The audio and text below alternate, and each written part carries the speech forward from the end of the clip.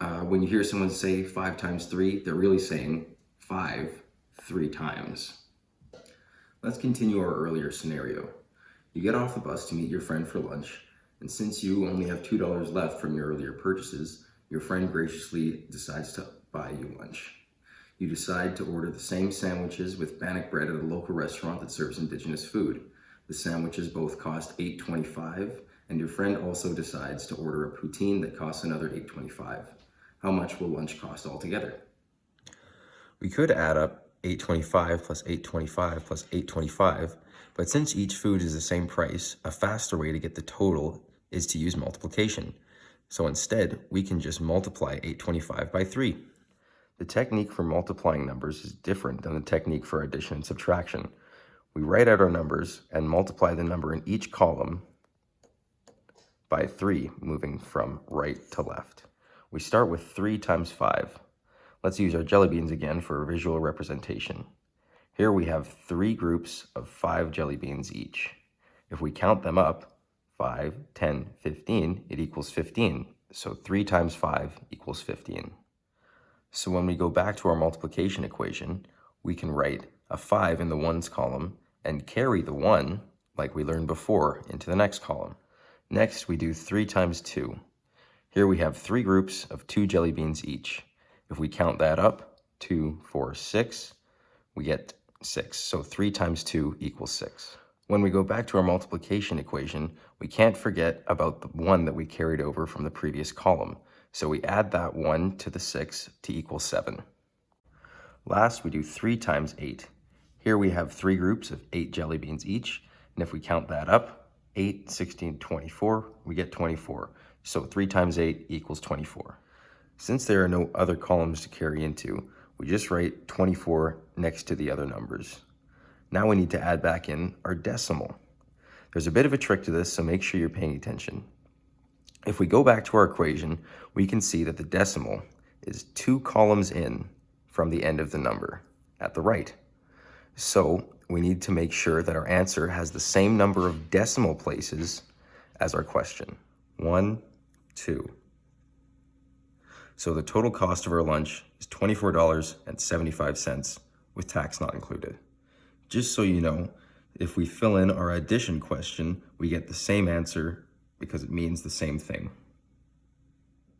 Remember, multiplying numbers is definitely easier if you memorize your times tables. If we have our times tables memorized, we could simply count 5, 10, 15 for 5 times 3. Then we could count 2, 4, 6 for 2 times 3. And then we could count 8, 16, 24 for 8 times 3. Then you could eat your jelly beans instead of using them for math. For our last skill, we're going to learn about division. Division is the opposite of multiplication.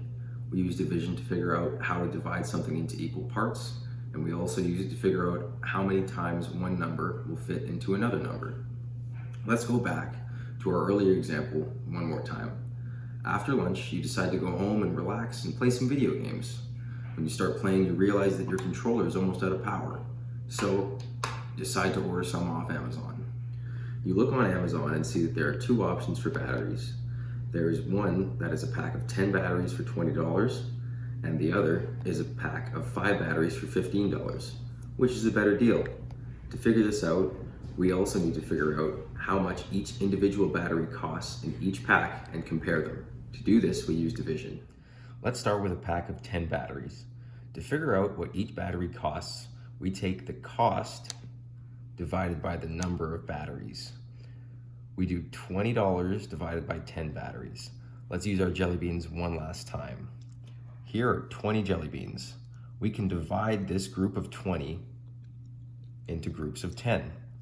Or using our times tables, we can count 10, 20. This means that 10 fits into 20 2 times, or 20 divided by 10 equals 2. So in this $20 package of 10 batteries, each battery is $2. Let's move on to our pack of 5 batteries. Once again, we take the cost and divide it by the number of batteries. So we do $15 divided by 5 batteries. Here are 15 jelly beans. We can divide this group of 15 into 3 equal groups of 5. Or by using our times tables, we could count 5, 10, 15.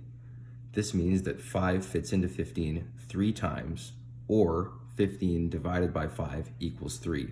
So in this $15 package of 5 batteries, each battery costs $3.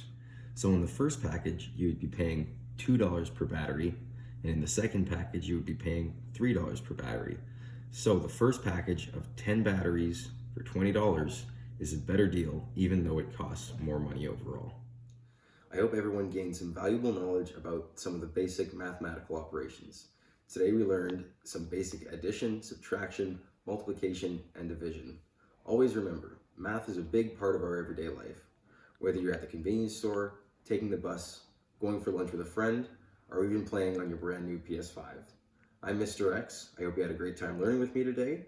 Have a safe, happy holiday season from my socially distanced bubble to yours.